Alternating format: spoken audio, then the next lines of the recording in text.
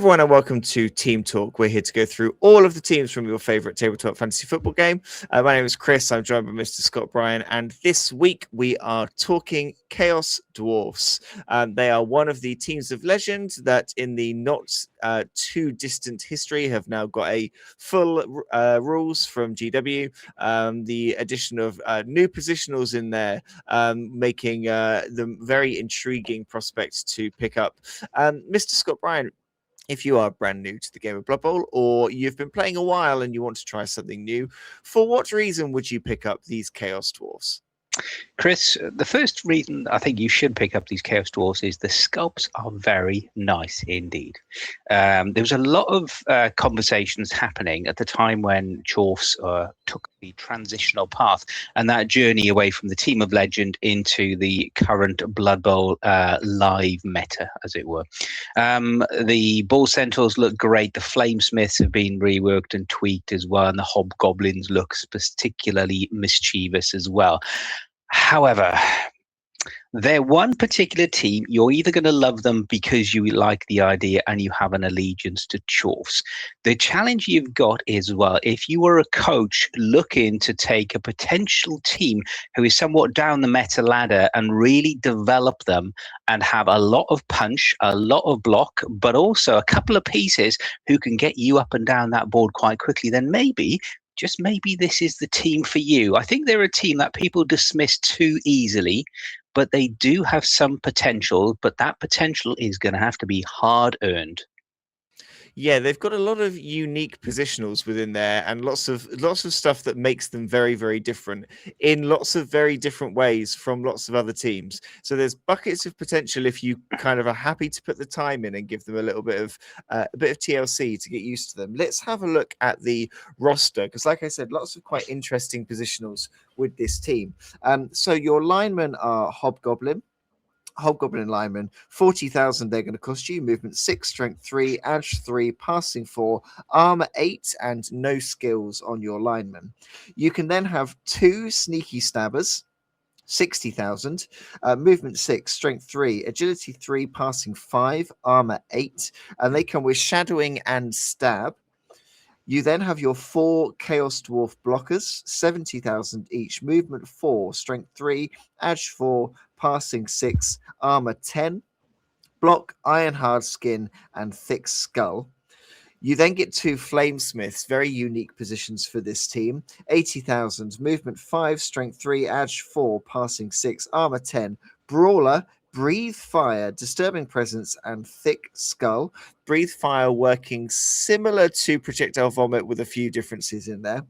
And then you have your 2 bull centaurs, the kind of headliners of this team, 130,000 each. Movement 6, strength 4, edge 4, passing 6, armor 10, sprint, sure feet, thick skull, and unsteady. So they are getting about the pitch quite nicely and quite highly armored as well. And then your big guy is your Minotaur, 150,000, movement 5, strength 5, agility 4, passing 6, armor 9, frenzy, horns, loner, thick skull, mighty blow, unchanneled fury, 70,000 for your rerolls. You get an apothecary in this team. The Flamesmiths and the Sneaky Stabber, new things for when this one came out, Scott, and quite kind of a bit like you said for the whole team, really, kind of a bit Marmite, I think, some of them, but there's a lot of potential to be had with a lot of the kind of variety of positionals you've got. There is a lot of potential there, Chris. I think one of the challenges for any new coach for Dwarves is that trying to ascertain and establish within each of the positionals who's doing what. It feels like the team are doing several things each individually, but the sum of the parts isn't quite fixing together. So what do I mean by that? Let's look at the blockers first. The blockers, when they came across the current edition, they lost tackle. That was the big nerf. But still, when they've got block and iron hard skin, when they are on the line of scrummage, strength 3, okay, movement 4, but they're not designed for one-turn touchdowns, but armor value 10. So with those, plus the Flamesmiths as well, you've got the disturbing presence, you've got the brawler skill, you've got some things and some players who are really going to help that line of scrummage. The ball centers are a bit unsure at the moment. Yes, they have the certainty of the sure feet to add to the sprint. So you're looking at a movement 9-piece strength 4. And there isn't really a strength 4 movement 9-piece anywhere else in the game as well. They do have thick skull, great. So if you expected them to be bashed and have a bit of a sacrificial lamb as a bit of a potato to send hurling off down the pitch, they have some opportunities. They do have the unsteady skill, so they're not going to give you the opportunity to pick the ball up on a 2-up and in the activation. So you are going to be picking the ball up on a 4-up. What do you do? In terms of developing the team, they've all got general and strength, great. Only the sneaky stabbers and the hobgoblins have, they've got devious and general.